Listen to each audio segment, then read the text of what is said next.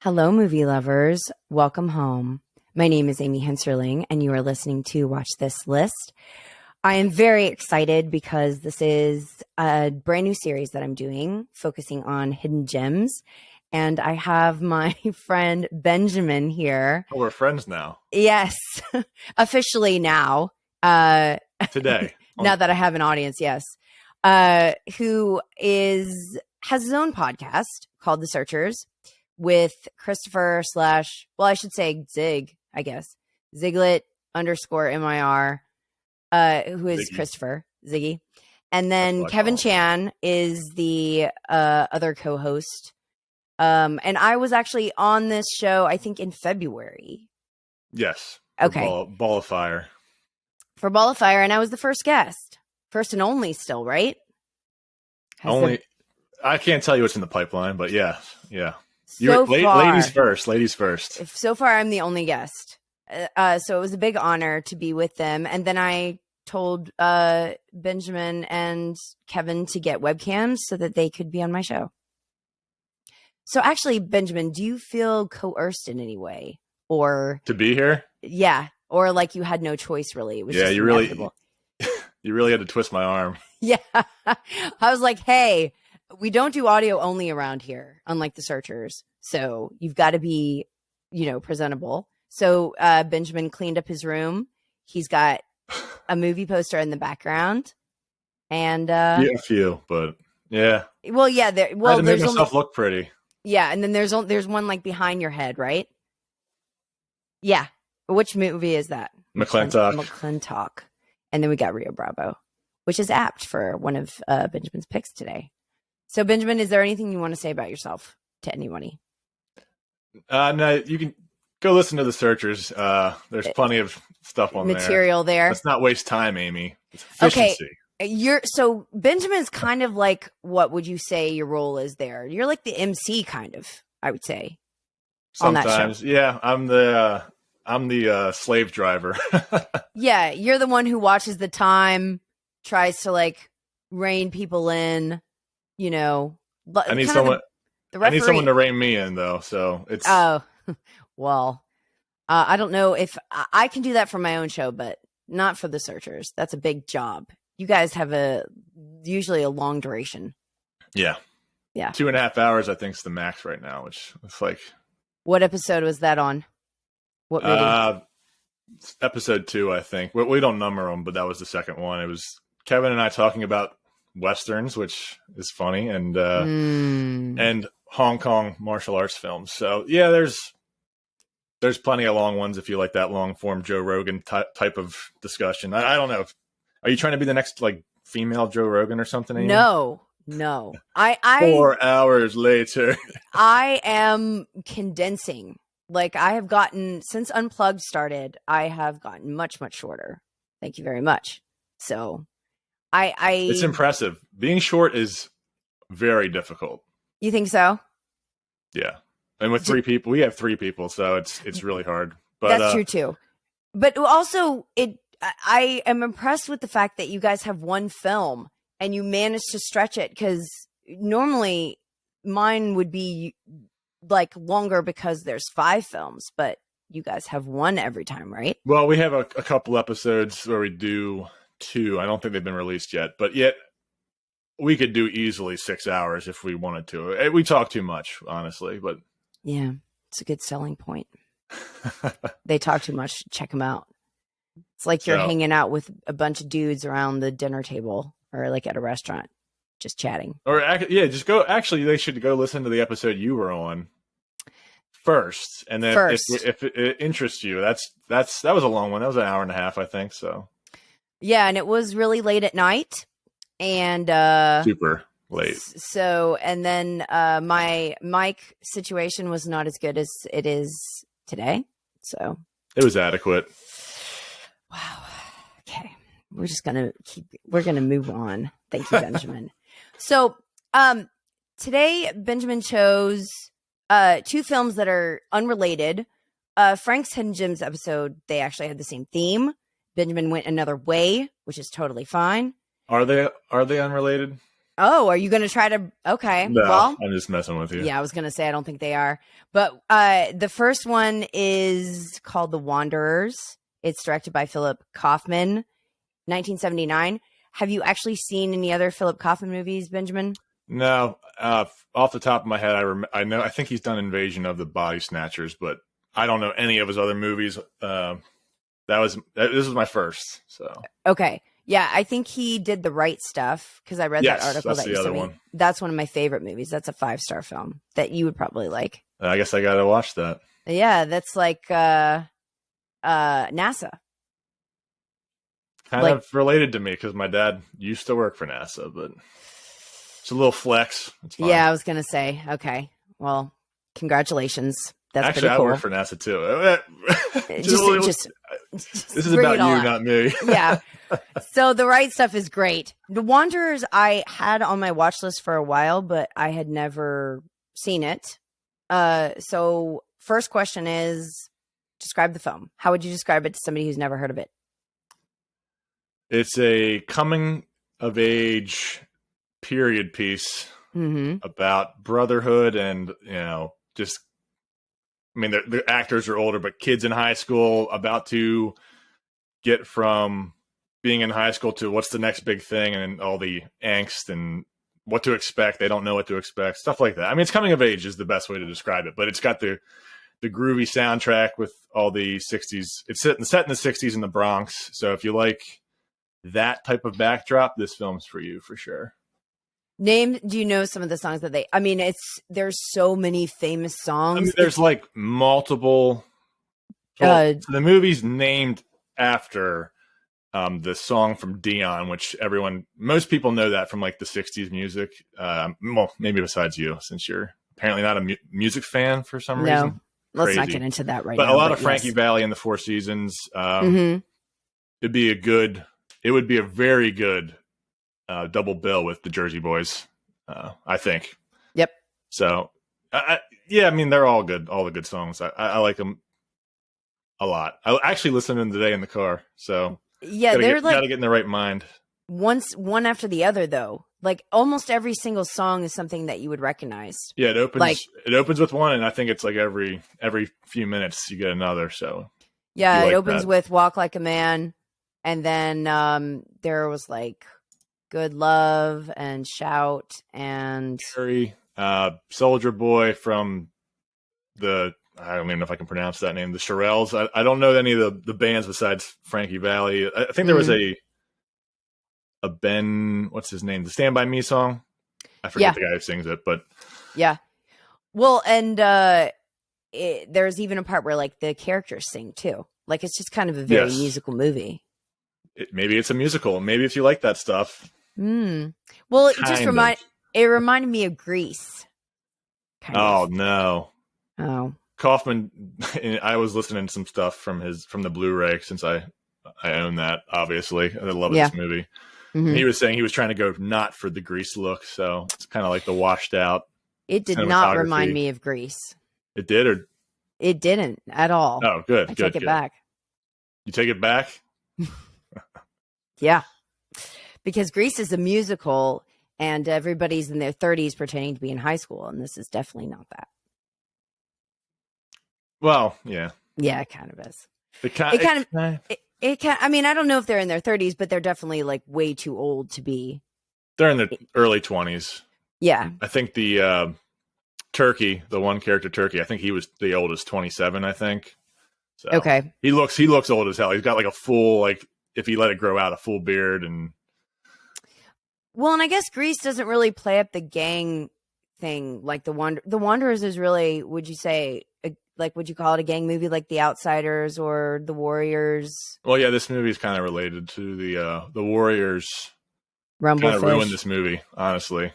But because it came out around the same time. Released and a bunch of violence. Apparently, I don't think it's true, but apparently happened because of that movie. So this movie got in '79 a very limited release. So it kind of, and that's why no one knows about it. So, I think. Because it was like it was buried by so they were like worried about like the audience reaction. It wasn't so much that the movie was so popular. It's because they didn't want it to like They didn't want incite violence. There was actually like violence. These are claims. I haven't done my research, but they say that people like actually got in fights and stabbings and happened at the theater. So this movie just kind of like everyone was like, oh, we're not doing that. All the gang violence, but the gang violence is played up. I mean, it's in this movie. It's not like the Warriors at all. I don't think so. Some people compare it to that. I mean, same year, similar. I mean, there's gangs in it, but this is much more playful and lighthearted than the Warriors, I think. Oh, and there are some tonal differences in this movie. It's very lighthearted 1 minute, and then you got the Ducky Boys bits that are kind of very dark, but yeah, it's not the same. I think comparing them is you're doing a disservice to the movie. So who's your favorite character in this movie, and can you describe like what the main characters are like what the main cast is like? Oh, throwing a curveball at me. Yeah. So the main character would be probably the Ken Wall's character, Richie. So he's the good-looking jock guy. He gets the girls. He has a girlfriend, but he can get with the girls. He's popular. Everyone knows his name. Then you kind of have, and this is the Wanderers gang. There's a bunch of different gangs. And they're all kind of split by their race. So there's black gangs. There's Hispanic. There's Asian. And then there's the one really bad gang with the Irish, but they're kind of not really characters, but regardless. Yeah, so there's Richie, you're putting me on the spot. I don't even remember all their names, but Perry. Yeah, Perry's like like the new kid. He's the new kid, the strong, silent type. At one point, someone even calls him John Wayne, which it is related to the other movie. Oh, that's how you're going to tie it in? Okay. Well, one of the ways. But yeah, he's like big, muscular, can beat people up and defend. Well, he defends people usually. He's not aggressive. And he's always got a unlit match in his mouth. That's the first thing that I noticed is that he just has like this match in his mouth at all times. And it's just unlit and he never lights it. Yeah, he doesn't smoke. I don't, and he doesn't smoke. Like, everyone else smokes, but he doesn't. It was an odd choice. It's an odd choice, yeah. Go ahead. I was going to say, I think that was I forget the actor's name, but I think that was his call, not the director's, but they liked it. They just kept it in. It felt very natural for him. Yeah, and then doing that, actually. Then you have Joey, who's kind of he's like the shortest one, and he's hot-headed and very passionate about whatever he's doing. There's a lot of character growth with him. Not really a lot of famous actors. I think the most they were all the well-known person is Karen Allen, who's in Raiders of the Lost Ark. Yeah, they cast her because of Animal House, which worked out. I think she was great. But yeah, she's one of the love interests of Richie and Joey, kind of. But yeah. The whole Wanderers gang, the main guy, I mean, there's probably like 30 of them, but the main 5 or 6 are, they're an Italian gang. I think we forgot to mention that. They're Italians. So, yeah. And then you got the ringleaders for all the other gangs. Those are they're side characters, but they have names, and like Clinton Stitch, the Dell Bombers. I like that. There's some good names in this movie. I know. The Wongs. Don't fuck with the Wongs. That's my favorite gang. I kind of like, I told Benjamin afterwards that I wish the movie had been based on either the Wongs or Clinton. Yeah, I mean, Clinton. It's he's a great character too. Yeah, no, they're all. And then great. you've got this kind of Godfather thing too happening with the girl's dad, like Richie's girlfriend's dad is kind of he's in the mafia. They insinuate he's in the mafia, which is kind of cool. Right. Like, he's a mafia don that wears like Hawaiian shirts. Amazing. And like he's at the bowling alley. Yeah. Oh, I love that. That was felt like the Coen Brothers to me, but we'll end that there. I forgot to mention the Baldies, or like the skinheads. The Baldies. Yes. That's how the movie opens. Linda Mance is the love interest of the main guy, who's Terror is his name. So yeah, he's a big boy. he is.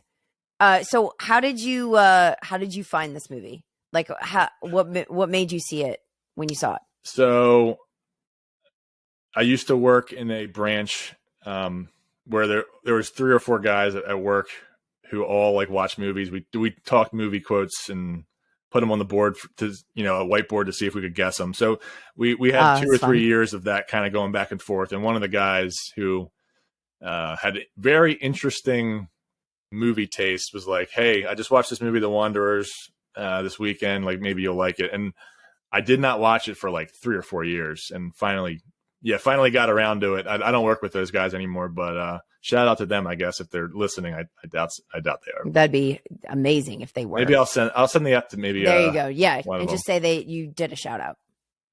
But yeah, so I watched it on that recommendation, not expecting much.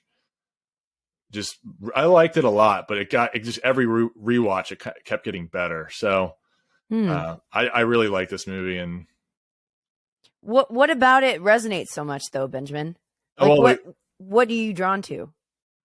Well, I like the coming of age thing. I always like that kind of. In this one, it's not the same example, but Zero to Hero movies where like you go through a lot of different trials and tribulations that you have to basically be a better person by the end. And I like that about it.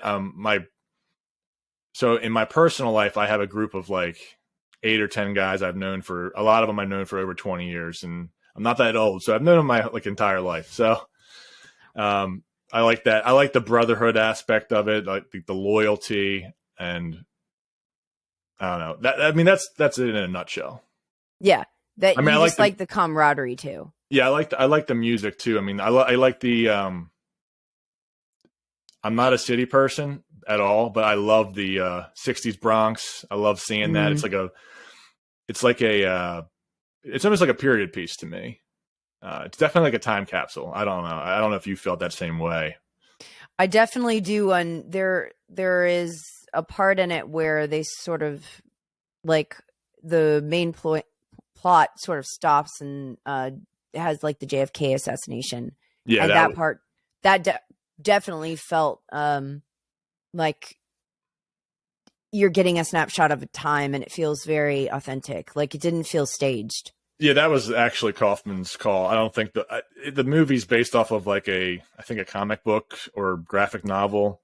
And I don't even think that was he put that in as a nice little touch. Just like it's 63, you know that because JFK got shot.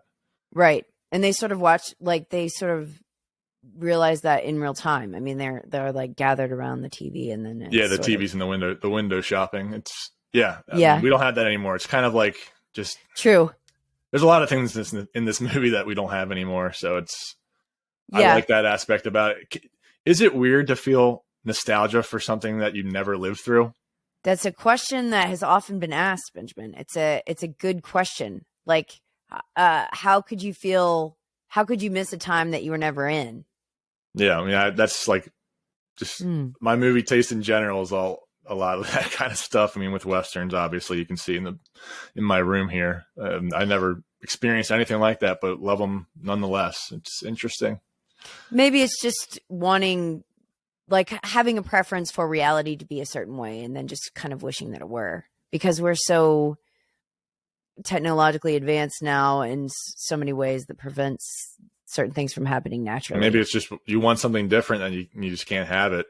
You always want it. I don't know. It's an interesting aspect of it. I kind of realized that I rewatched it for this show and kind of realized that I'm like, I freaking hate New York City. I do not like being there. But just something about seeing it on the screen. It's like, wow. But it just speaks to you. Yeah. I mean, it's a weird, I asked my wife this last night, and I'm like, why do I feel this way? And she's like, I don't know, because she's not a movie person, but I don't know. I think it's just everything combined in one package. That's why I like it, because I like the character so much and just what happens throughout the movie and seeing everybody see where they end up. It's pretty similar to people I know in real life. I don't know. Maybe I'm relating it to my personal life. I don't know. Yeah, no, I think that the movies that we like the most are ones that we relate to. And I actually ended up watching The Outsiders almost directly after this. I don't think I told you that, but I watched The Wanderers, and then the next day I watched The Outsiders because it was compared to that so much, which They're very different. was very different. That's much darker. I mean, this movie, like well, I said, it's tonally different too. Yeah, this one has a little bit of that with some of the stuff that happens, but it's much more positive, I think, by the end of it. Well, and The Outsiders is real weepy.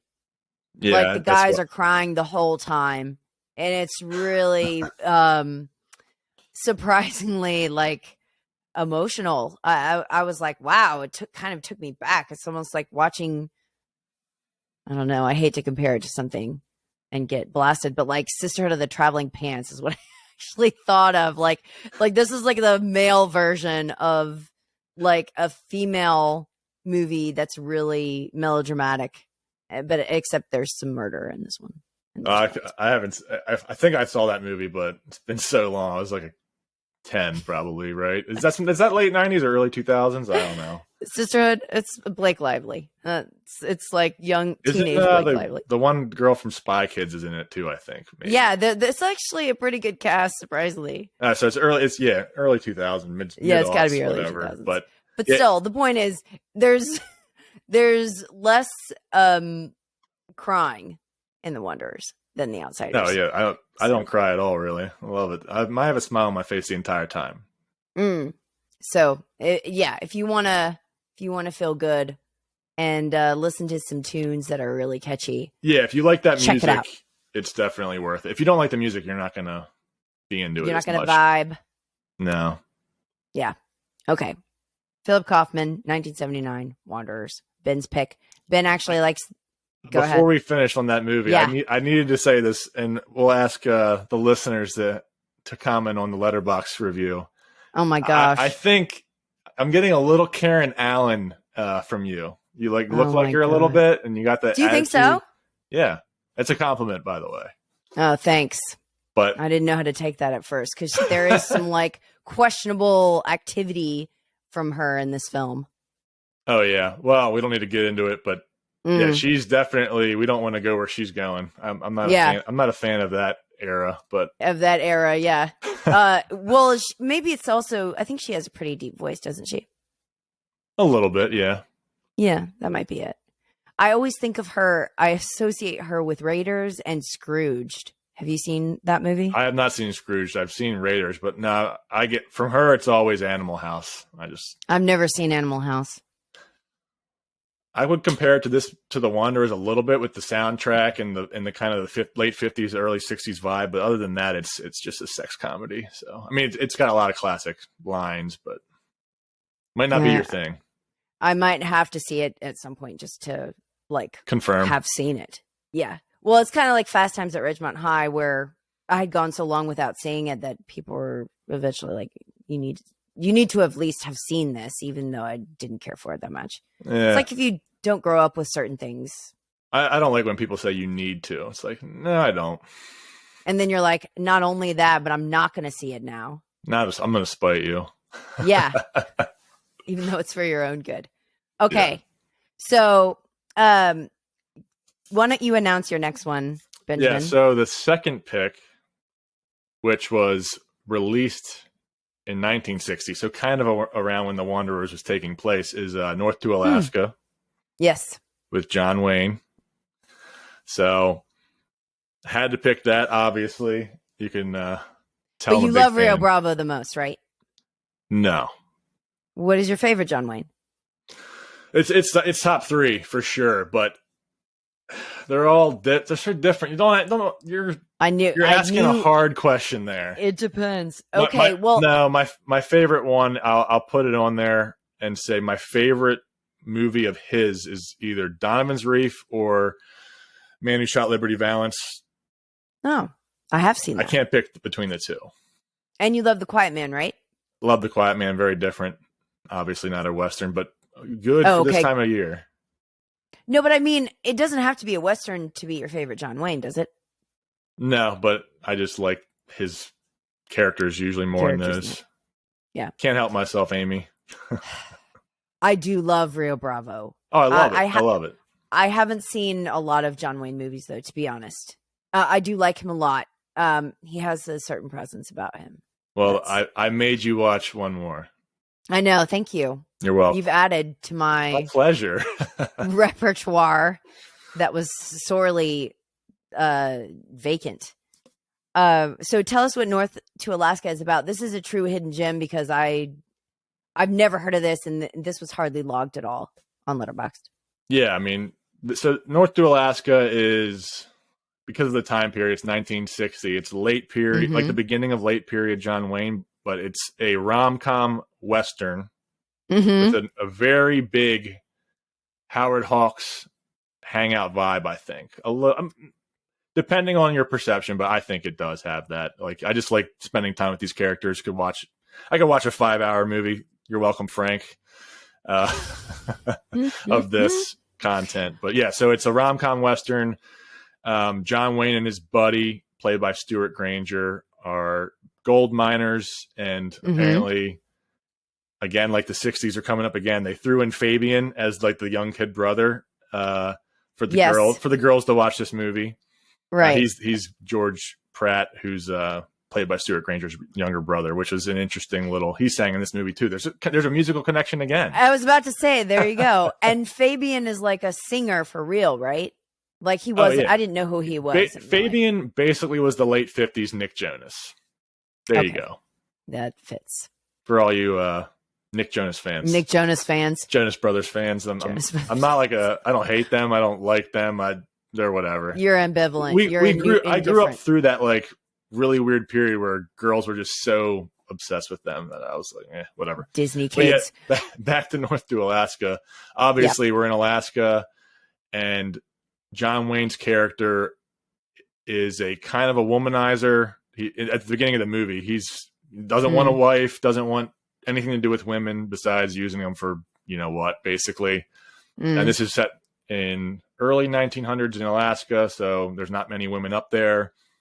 And George wants him to go get George watches their gold mine. He wants John Wayne to go down to Seattle and pick up his fiance of like 4 or 5 years. Jenny.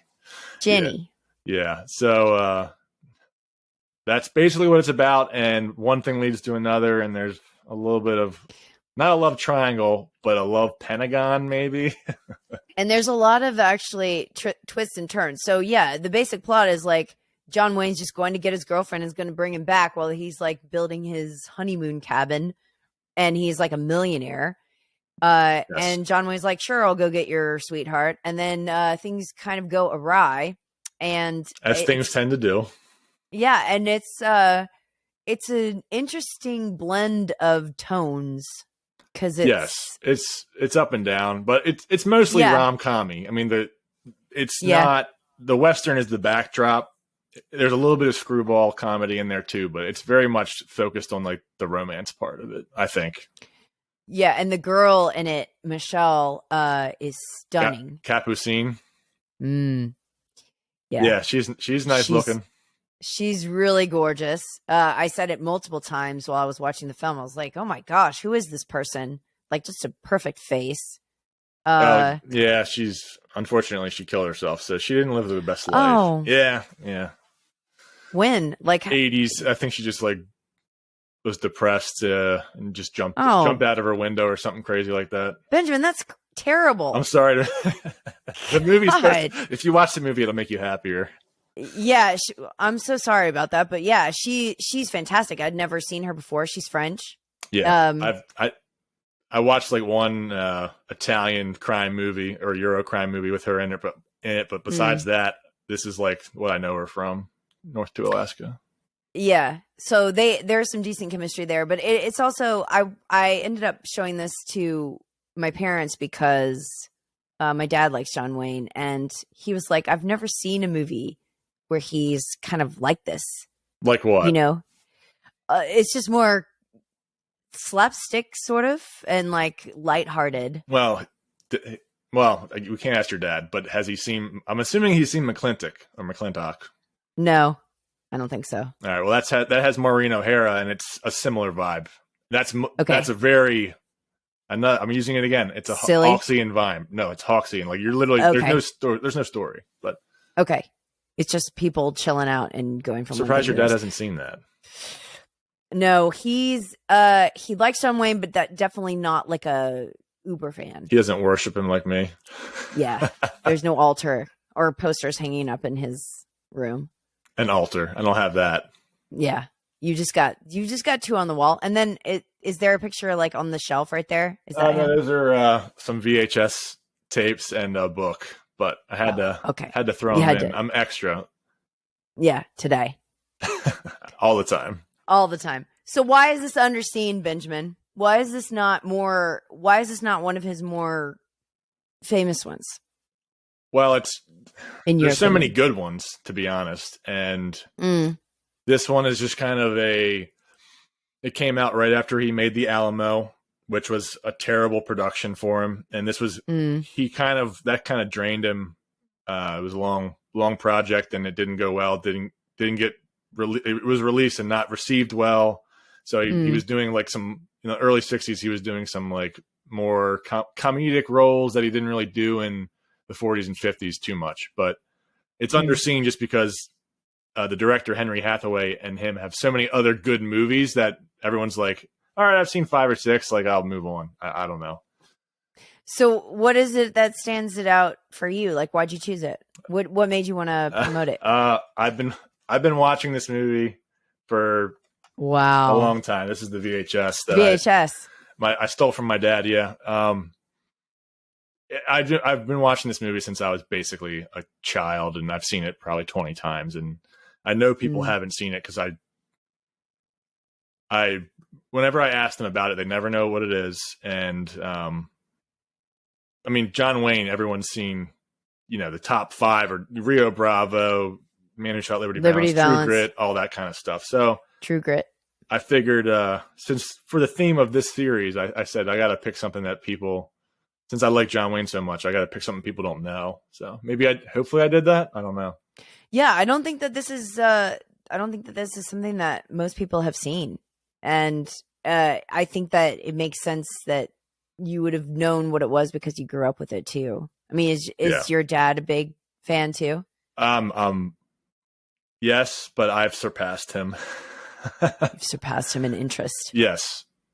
Yeah. No, I think everybody's dad is kind of a fan, probably. Yeah, my dad's just a slightly older for my age than, like, he's turning 70 soon. Not this year, but next year, I guess. So he's just got that boomer energy, and John Wayne was one of the things that I got exposed to at such a young age. Yeah. So North to Alaska, I think that what struck me the most about it was that it just has a surprising amount of, like, you don't really know where the plot's headed. I think that, like, especially once you know what the plot is, it's like, oh, like it's kind of catches you off guard. Yeah, I want to say, if I had to guess, they definitely did not have a script. You don't think at all? Oh, they probably had, like, he gets with the girl in the end. Sorry, spoilers, but it's kind of obvious. It's a rom-com, and he's a star. But great.